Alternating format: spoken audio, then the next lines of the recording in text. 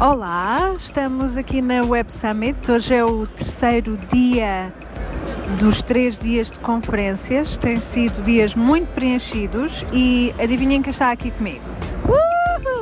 Ellie. Olá, Billy, estás boa? Olá, Ellie, estou bem. E tu?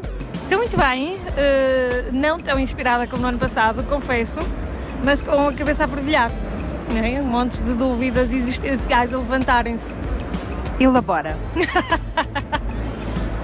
Assim, a seco. Pensamento interessante e um bocadinho contracorrente e dado mais por pessoas séniores na indústria e não necessariamente por toda a gente nova que está aí entusiasmadíssima com digital e redes sociais e conteúdo e massacre de conteúdo. Um pensamento refrescante, eu acho que muito também numa ótica de autoconvencimento, que é voltar aos básicos do marketing, que tudo o que é pessoas mais séniores da indústria acham que se perdem, ou que se têm perdido bastante. Está muito mais focado em o que eles chamam shortism, que é tudo muito focado no curto prazo, no conteúdo de hoje, no conteúdo da amanhã, e que se tem esquecido um bocadinho dos básicos, dos princípios básicos de marketing. Isso para mim, eu considero também um bocadinho wishful thinking, mas gostava muito que a indústria seguisse o exemplo, se inspirasse e se deixasse levar por esta sugestão. Sabes que eu sou sempre a favor de voltar aos básicos. Aliás, já documentei aqui o estar a tricotar nas conferências.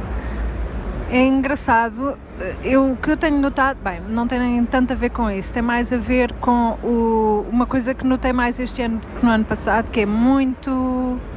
Se calhar não tenha acontecido no ano passado, é porque eu notei menos, porque estava mais deslumbrada, talvez. Mas este ano noto que é tudo muito centrado nos Estados Unidos, muito centrado, ao ponto de ter ouvido conferências em que eles diziam "this country". Eu pensava, não, this country não é os Estados Unidos. Mas a verdade é que a maioria dos oradores é anglófona, a maioria diria que vem dos Estados Unidos ou vive lá. E se por um lado há conteúdos que são tão globais, faz todo o sentido, há outros em que menos. Portanto, isto foi uma das coisas que eu senti este ano. Eu senti um bocadinho mais de show-off, muitas empresas grandes a virem tentar ocupar lugares de destaque cá, a promoverem-se, muito autopromoção e não tanto falar sobre questões mais elevadas, digamos assim.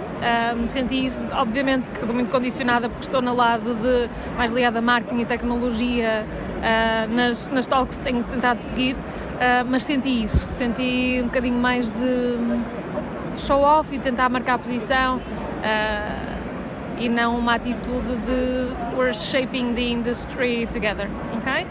E depois, um ponto assim de desagrado manifestado já no feedback à conferência, muitos temas interessantes do ponto de vista económico, político, social, questão de acessibilidade, convidados apenas num fórum ou quase uma summit que está a acontecer paralelamente. Não és a primeira pessoa que faz esse comentário e eu acho que com razão, sobretudo porque ainda por cima estamos a falar de temas de interesse humanitário, portanto refugiados, esse tipo de bem-estar social. De regulação ao nível de segurança online, de segurança digital, de tudo o que é evolução das cidades, políticas, que depois obviamente têm impacto em tudo isto das novas tecnologias, não é? Obviamente faz sentido que estas conversas aconteçam. Há muita gente interessante, pessoas da Comissão Europeia, de governos, de uma série de cidades que estão muito empenhadas em tentar acompanhar estes avanços tecnológicos, mas que depois, indo um bocadinho contra o espírito da conferência, que eu acho que é, de acessibilidade, e tu não fazes ideia o que é que está a ser debatido, nem tens a oportunidade de acompanhar isso. Sim, também notei. Outra coisa que notei é que se fala muito de conteúdos em vídeo e de como está a ser a liberalização do vídeo, até nomes como o Steven Soderbergh a fazerem filmes no iPhone, que eu achei espetacular. Achei que isso era mesmo a democratização da produção de conteúdos e se calhar nós também somos um bocadinho, estamos a gravar aqui no iPhone, em cima quase do joelho, no sentido em que literalmente estamos a gravar em cima do joelho e não figurativamente. Nós pensámos muito no que íamos dizer. Certo, claro que sim, claro que sim. Pensamentos, algo que me marcou, que escrevi, e à custa também um bocadinho da Lego, e das conferências que pessoas da Lego vieram dar, talks vieram dar, a necessidade de se pensar um bocadinho, e acho que volta ao ponto inicial, que é voltar a pensar estrategicamente como é que tu te apresentas e o que é que tu contas, e como é que tu comunicas com as tuas comunidades e crias comunidades. O facto de eles produzirem muito menos conteúdo, publicarem muito menos, fazerem crowdsourcing, não é? Exatamente, eles deram poder à comunidade de uma forma muito inteligente e depois fazem um bocadinho feature da comunidade, dos conteúdos gerados pela comunidade, uma forma muito inteligente de a envolver e de usar esse conteúdo que existe e dar-lhe espaço, dar-lhe visibilidade, que isso envolve ainda mais a comunidade, e também numa cadência menos acelerada que as outras marcas. Eles não estão preocupados em ter conteúdo novo a cada 5 minutos, ou numa filosofia de conteúdo por conteúdo, por entertainment. Eles fazem entertainment porque estão numa categoria que se dá a isso, não é? Que se presta a isso, e portanto faz sentido na estratégia deles, mas depois é isso, eles conseguem envolver de uma forma muito inteligente comunidades, e isso leva-me a uma frase que eu tomei nota, que achei muito interessante, que é: marketing sempre foi e deveria ser ajudar as marcas a contarem uma história, okay? E a forma como foi evoluindo, ou como deveria evoluir e começa, ou deveria ser vista, é ajudar as pessoas a contarem a sua história, as marcas a ajudarem as pessoas a contar a sua história e não estarem centradas em si. Uma coisa também que eu notei foi, em relação a isso, à produção de conteúdos e em contar a tua história, foi que antigamente queríamos histórias polidas, as pessoas muito arranjadinhas, muito cuidadas, como um bocadinho como antigamente o meio principal era a televisão, e para a televisão vais com o cabelo arranjado, pintada, não sei o quê, e que hoje em dia as pessoas se relacionam mais com conteúdos mais de vida normal, mais reais, menos polidos nesse sentido, e que acabam por ser mais próximos. Também achei isso interessante. Outra coisa foi sobre o novo mundo do trabalho ser a nova força de trabalho dominante, ser a dos freelancers. Então achei muito engraçado, porque há 200 cidades no mundo que produzem 50% do PIB, eu não me lembro bem dos números, mas acho que era uma coisa assim, era um exagero. Ou seja, poucas cidades a produzirem muito PIB, e nessas cidades, e o homem dizia com muita graça que nessas cidades não ganhou a Marine Le Pen, não ganhou o Trump, não ganhou o Brexit, que esses temas mais fraturantes, essas escolhas mais fraturantes aconteceram nas pequenas localidades onde não há tanta geração de riqueza, não há tanto trabalho, e que então que esta é a quarta revolução industrial em que o trabalho remoto e por freelance vai ser dominante, e achei mesmo uma visão engraçada. Isso, acho que conjugado com outra das talks, obviamente muito promovida e muito focada em Facebook e Facebook for Work, mas de facto de daqui a 3 anos, mais de 50% da força de trabalho serem millennials, ok? não vamos discutir aqui a classificação millennials, que tem muito que se lhe diga, mas a questão é, vamos ter essa geração dominante em termos de força de trabalho, e com uma perspectiva ou com hábitos, com filosofias de trabalho muito diferentes, no sentido em que são muito menos hierarquizados, muito na interação, querem ser muito mais participativos e em que o que se espera é que eles coloquem uma pressão nos locais de trabalho, nas formas de trabalhar, sejam muito mais colaborativas, muito mais abertas e que com isso, ou seja, as empresas que mais rapidamente evoluírem para isso, usando uma comunicação aberta em que todas as pessoas podem dar feedback, que estão a par de toda a informação ao mesmo tempo, ou de uma forma que pode ser controlada, mas têm acesso à informação quase em tempo real, permite fazer com que a tomada de decisão também seja muito mais rápida, porque as pessoas têm os dados necessários para poderem decidir e estão juntas, virtualmente, as pessoas todas que podem tomar decisão. Isso é giro, mas a minha pergunta é, e têm autonomia para tomar essa decisão? A questão é que estão todas, porque tu não estás a falar de uma forma hierarquizada. Tu estás a falar em que os vários níveis da organização estão no mesmo espaço virtual, em comunicação, são-lhes colocadas as oportunidades ou os desafios, os problemas, o que quer que seja, e a tomada de decisão pode ser feita naquele momento porque todas as pessoas que têm informação relevante ou necessária podem contribuir com essa informação nesse momento. Eu noto aqui que tenho alguma resistência, porque preciso ver isso acontecer. Não. Eu preciso ver isso acontecer e já notei que também tenho alguma resistência quando vi algumas das apresentações em que se falava, sobretudo de self-driving cars, que quase que a minha cabeça caía e os olhos fechavam-se, mas noto que se calhar sou um pouco resistente à mudança, mais do que eu gostaria de admitir. Portanto, vou decidir abraçar com todo o entusiasmo essa visão. E aproveito para te perguntar o que é que vais ver agora e o que é que te tem entusiasmada sobre o futuro da Web Summit e o futuro em geral. Eu agora vou ver o The Future is Magic, Making Marketing That People Love. Já não me lembrava, estou a ler, obviamente. Porque obviamente o meu coração ainda está muito no marketing, mas a verdadeira razão, ou o principal objetivo de vir cá era tentar perceber um bocadinho como é que marketing e inteligência artificial vão caminhar de lado a lado e como é que isso vai influenciar o que eu acho que está a acontecer, que é uma revolução na forma de fazer marketing, e desiludiu-me um bocadinho porque não retirei nada daqui, okay? Não encontrei o conteúdo que andava à procura. Mas a primeira talk onde eu estive foi a da Sofia e do Einstein, dos robôs, que estavam a falar um com o outro on stage, ok? E que assustadores, tenho a dizer, ok? Porque eles tentam replicar emoções, o sorriso, a hesitação, a surpresa e tudo mais.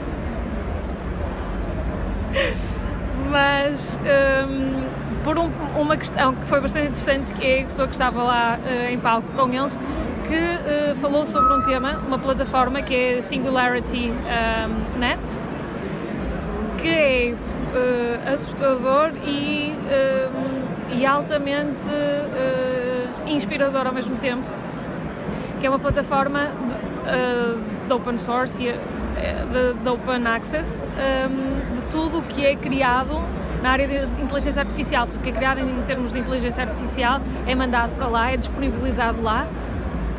Tu podes contribuir com tudo o que tu criares nesse sentido e podes ir buscar de uma forma aberta. Isso é giro. É giro e assustador ao mesmo tempo. Mas já dá para ver pela minha cara, sim, estou mais contente. Muito mais entusiasmada. Eu agora vou ver uma talk sobre género e identidade de género com a Caitlyn Jenner. Jenner? Sim, não me enganei. É por causa género Jenner. E depois temos a apresentação final, que é com o Al Gore. E também estou muito entusiasmada com isso. Depois eu conto tudo. Eu vou tentar ver no comboio. Isso.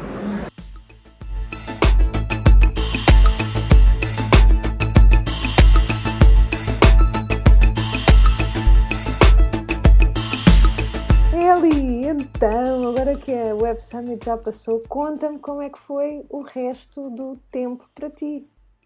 Foi estranho, porque tinha um calendário preenchidíssimo de uma série de talks que queria ver e que acabei por não ver, porque fiz um approach um bocadinho diferente à Web Summit este ano e tentei sair do meu esconderijo e fui falar com pessoas, que é uma coisa estranha. E então tive uma série de reuniões que entretanto correram tão bem que em vez de serem reuniões de 20 minutos passaram a ser reuniões de uma hora e mais e portanto uma das talks que eu tinha dito que ia ver a seguir não consegui ver nenhuma. Portanto correu bastante bem. Mas as reuniões foram boas e produtivas? As reuniões foram boas e produtivas e inspiradoras e abriram portas para próximos projetos. Hooray!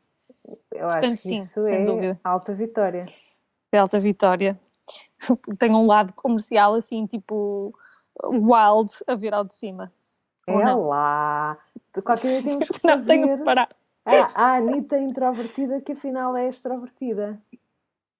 Não, deve estar com perturbações, claramente. Distúrbios hormonais, deve ser uma altura do mês, claramente.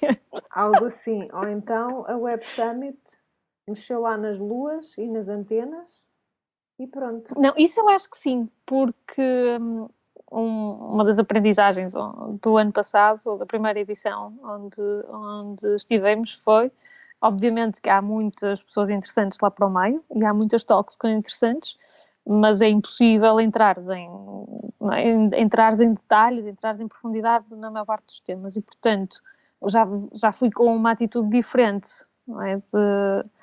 Ok, é mais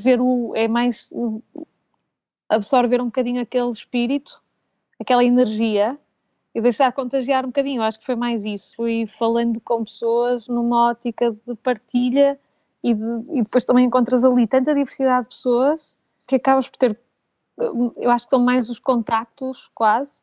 Obviamente que há temas que são abordados nas talks que te fazem pensar, mas acho que depois são mais os contactos que vais fazendo, as pessoas que vais encontrando e as conversas que vais tendo. Eu não posso dizer que tivesse tido a mesma coragem que tu. Uma loucura. E estive, se calhar, mais passivamente a assistir a talks. Portanto, eu tinha muito interesse em ir ver a Caitlyn Jenner a falar e a temática era Who Defines Gender? E isto era no Center Stage às 14h do último dia. E o encerramento ia ser feito, imediatamente antes do encerramento feito pelo Presidente da República, ia ser às 4h30 o Al Gore a falar do papel da comunidade tech e de inovação nas alterações climáticas. Portanto, na resolução, a apresentar propostas para resolver o problema das alterações climáticas. Isto era às 4h30, portanto, entre uma coisa e outra, nós começámos a ver a sala a encher e já não saímos de lá. Okay. Mas valeu a pena, porque então, conta. Havia aqui algumas conferências no meio que eu nem sequer tinha marcado como sendo particularmente interessantes para mim, que acabaram por ser discussões super interessantes. Então, para além da Caitlyn Jenner, em que ela falou da sua história de transição, porque se bem me recordo, era atleta olímpico homem. Sim. E depois fez a transição para mulher. E então é muito engraçado, porque os filhos dirigem-se a ela como pai. E portanto, fala disto e dá um ar... Primeiro porque é uma pessoa com muita visibilidade, não é? Portanto, tem esse poder de pôr nas bocas do mundo uma experiência que não é muito comum, que é a experiência do transgénero. Sim. E eu acho isso super positivo. E foi muito interessante. Ela falou com uma paixão, não tinha qualquer tipo nem de slideshow, nem de imagens, nem de nada, e teve, não sei, tinha a sala toda absolutamente fixada nela. Portanto, falar... Sim, muito, muito, muito interessante. Depois, outra conversa que foi muito interessante foi entre um entrevistador que se posicionou logo como apoiante do Remain na votação do Brexit. No Brexit, ok. Anti-Trump. Portanto, ele disse logo, ele começou de uma forma muito cómica, que foi a seguinte: bom, isto pode parecer uma conversa muito aborrecida entre dois homens brancos de meia idade, mas tem o potencial de se transformar num quase linchamento público, porque eu sou a favor do Remain e ganhou o Brexit, sou contra o Trump e ganhou o Trump, e vou entrevistar aqui esta pessoa. Deixa-me cá porque era da consultar. campanha de alguém que esteve por trás da campanha na eleição do Trump. Exatamente, Alexander Nix, de uma empresa chamada Cambridge Analytica. Já sei, eu lembro-me deles terem aparecido nas notícias, porque se falava do papel dos vários intervenientes na campanha do Trump e eles sentiram-se um bocadinho acossados por não terem tido reconhecimento também no papel que tiveram. Sim, eu consigo perceber, porque a verdade é que o que eles fazem é estudar os dados e, estudando os dados, conseguem apresentá-los de uma forma para que o seu cliente possa usar esses dados da melhor forma possível. Portanto, eles são muito a parte matemática, estatística e apresentar aquilo de uma forma científica. Portanto, sim, eu lembro-me disso. Foi super interessante. Super interessante. E não desataram à estalada. Não desataram à estalada, porque o entrevistado era uma pessoa com um intelecto absolutamente superior, ao mesmo tempo que também era empático, não é? Portanto, não era um Sheldon do Big Bang Theory, era uma pessoa empática e que respondeu lá e que defendeu a sua empresa também como sendo um negócio, porque é o que é. Sim. Ele disse coisas do género: claro, nós também não queremos trabalhar, nós somos um negócio, procuramos oportunidades de negócio, também não nos queremos associar a qualquer pessoa. E tipo, ouvia-se na sala e ele reagia muito bem. Foi realmente uma conversa interessante. Eu não estava à espera. Aliás, quando ele começou a dizer bem, isto tem aqui o potencial de se tornar um linchamento público, eu pensei, bem, este homem também está aqui a pôr as expectativas um bocadinho altas.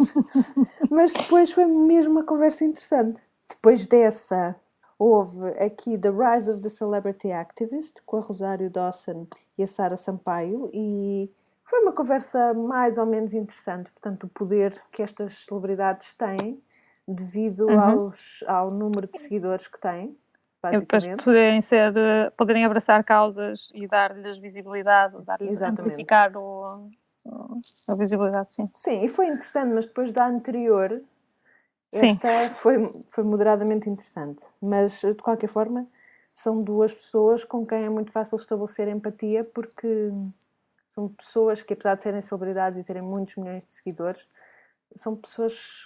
Não são vazias. Sim, são próximas, são empáticas. A Sara Sampaio, por exemplo, dizia: desculpem, estou um bocado nervosa, que isto é a minha casa, não sei o quê. Portanto, estabelecia assim uma certa... Não sou só eu. Diz? Tu disseste, não sou só eu. Não sou só eu, não. Até a Sara Sampaio, que tem muitos milhões de seguidores. Depois veio um suposto debate sobre do tech companies pay enough tax, mas na verdade não era bem um debate. Primeiro falou a pessoa que achava que não, leu um texto basicamente, como se estivesse a discursar num púlpito. Mas aquilo que ela disse fazia sentido, na verdade. Ela acha que não pagam suficientes impostos. E depois falou um outro senhor de Trivago, que não tinha o discurso tão organizado, e a sensação que eu tive é que ele não fazia a menor ideia do que é que estava a dizer. Portanto, quando ela intervinha... Provavelmente era o tipo de marketing do Trivago, fazia lá a ideia que ela saber se paga impostos ou se não paga impostos, desde que as métricas de engagement estejam ok. Se calhar disseram-lhe: opá, tu dizes que sim, mas que não. Não te comprometas. Pronto, foi a sensação com que eu fiquei, e depois também perdeu o interesse, porque ele não parecia ter as coisas muito preparadas. Depois houve uma que para mim não foi muito interessante. Depois houve uma Quanto tempo é que tu tiveste no Center Stage? Eu fui na quinta-feira à tarde. 3 dias seguidos. Quando é que saíste lá? No fim de semana, de certeza. Saí no fim de semana, exato. Quando finalmente as pessoas evacuaram a sala. Depois houve uma sobre música, mas eu esta não prestei muita atenção. Estavas a tricotar. Estava a tricotar. Não, a sala estava a encher tanto, Que não conseguias acompanhar sequer. Nós estávamos sentadas perto do corredor e então Sim. tínhamos sempre pessoas à frente a tentar Ok. encontrar um lugar e aí comecei a distrair-me. E depois foi entregue o prémio do concurso de pitches. Eram uns frigoríficos para medicamentos que precisavam de ser refrigerados. Uhum. E depois finalmente veio a grande conferência que toda a gente queria ouvir, que era o papel da comunidade da inovação em propor soluções para a crise das alterações climáticas pelo Al Gore. O Al Gore ainda não tinha entrado em palco, já estava com uma standing ovation. Ele é tudo aquilo que nós imaginamos e mais. Ele é espetacular, desde a voz, desde a forma. O homem fala com uma voz que parecia quase um viking a falar, assim, parecia que estavam a ser relâmpagos relâmpagos e trovões e assim com uma segurança, uma pessoa que gere muito bem os tempos, as pausas, a cadência das frases, tudo, portanto não só na forma e depois o próprio conteúdo. E ele tinha uma sala, ele tinha o pavilhão, que eu ia chamar pavilhão Atlântico, mas agora não é Atlântico, tinha aquilo cheio, mas cheio, a sala encheu e ele tinha toda a gente a respirar basicamente ao ritmo dele. Portanto, é assim de masterful. O homem domina completamente o falar em público, as audiências. Foi espetacular.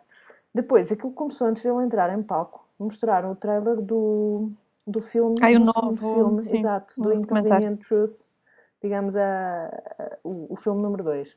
E supostamente é um discurso mais esperançoso, ou ligeiramente mais otimista, ou nem por isso? Eu penso que sim, pelo menos a apresentação dele foi. A apresentação dele foram 3 perguntas. Existe uma crise? Sim. Podemos mudar? Sim. Está ao nosso alcance? Sim. Portanto, ao princípio, com o existe uma crise, realmente o panorama é negativo. Mas depois as outras 2 respostas são positivas. E ele conta N casos de coisas que já estão a acontecer neste momento. E que nos deixam todos entusiasmados, para além da forma como ele fala, não é? Que é espetacular. Mas houve uma coisa que a mim me fez pensar, porque lembras-te que antes tínhamos estado a falar, como muitas pessoas quase se esqueciam que não estavam nos Estados Unidos e que diziam this country, não sei o quê, tarará, tarará. Sim. E ele teve sempre esse cuidado, portanto o homem é um diplomata nato, e dizia coisas como in my country, e dizia in your country. Por exemplo, Portugal já está a fazer isto, Portugal já está a fazer aquilo, que apesar de serem só pequenos apontamentos, conseguia estabelecer logo uma empatia com a plateia. Sim, com a audiência, sim. E depois também teve o cuidado de dizer, eu não vou querer discutir política porque não é este o lugar, a política do meu país. Há coisas que, depois falou do Donald Trump ter recuado do Acordo de Paris, mas disse, mas não se preocupem, porque para isso acontecer de facto, já só vai calhar depois da próxima eleição. E todos temos esperança de que ele não venha a ser reeleito. Basicamente, eu não sei se ele disse isto ipsis verbis, mas basicamente era isto. Portanto, só iria entrar realmente a efeito depois da próxima eleição. Falou também da questão do fotovoltaico, que já era a principal indústria geradora de empregos em termos de energia. Já tinha ultrapassado o carvão, já tinha ultrapassado os combustíveis fósseis nos Estados Unidos. E que não era só nos Estados Unidos, que também era um fenómeno ao nível mundial. Falou da microgeração de energia em África e em comunidades mais empobrecidas que não têm acesso à rede. E isso também como sendo uma coisa super importante e interessante, porque dá poder às pequenas comunidades que antes não tinham. Sim. Poder e recursos também. Não é? Exato. E poder aceder a coisas às quais antes não conseguiam aceder. Coisas tão simples como ler à noite. Fazer os trabalhos de casa depois de anoitecer. Sim. Então acabou por ser uma conferência fantástica, muito otimista, muito esperançosa. Terminou com uma ovação de pé, claro. Depois subiu ao palco o nosso presidente e teve outra ovação de pé. Ele teve 5 minutos só para fazer o encerramento e com o seu carisma disse "Next year, same time, same place". Gosto muito dele. É impossível não gostar. O homem teve 5 minutos e teve uma standing ovation também. Não, e foi muito... Quem sabe, sabe. Quem sabe, sabe. Realmente é engraçado, porque o Al Gore, enfim, é aquele comunicador de pessoa que, enfim, fala para grandes plateias, naquela escala Estados Unidos. O Marcelo Rebelo de Sousa, numa escala mais portuguesa, mais se calhar auditório da Faculdade de Direito, galvaniza à mesma as audiências, portanto, naquele estilo. E também estava a falar uma língua estrangeira para ele, não é? Estava a falar em inglês. Mas, mesmo assim, galvanizou a audiência durante aqueles 5 minutos que lá é um esteve. momento gossip, desculpa, porque estavas a falar, obviamente estava a falar em inglês, e acho que o João até comentou que o François Hollande foi fazer a talk dele em francês e que obviamente metade da sala desapareceu. Not just saying. Não é para todos, não é para todos. Um momento gossip. Daí não é de estranhar que quando o Macron diz "Let's make the planet great again", consiga ter as pessoas a repetir, a dizer "Boa Macron, é isso mesmo, não sei o quê". E o François Hollande não. Ai. Enfim, olha, valeu a pena, apesar de continuar a achar que há temas que são globais e que são super interessantes, mas muito, muito, muito era baseada em Silicon Valley nos Estados Unidos, que, please. Não é propriamente o centro do mundo. Não é, eles acham, mas não é. Quando muito, Guangzhou ou Xangai, não sei, se calhar. Não é? Faria mais sentido nesta altura. Mesmo a Índia, não é? Que é um hub tech tão importante. Sim, é verdade. Há N pequenas cidades, como nomeadamente Lisboa, que se estão a posicionar no mapa tech também. Portanto, olha a Irlanda, que é um país que, de forma mais ou menos polémica, criou incentivos para as indústrias tech se colocarem lá. Pronto. Portanto, já está muito espalhado e às vezes é cansativo. Essa predominância do umbigo do mundo ser Silicon Valley. Mas valeu a pena e espero para o ano poder voltar. Eu também.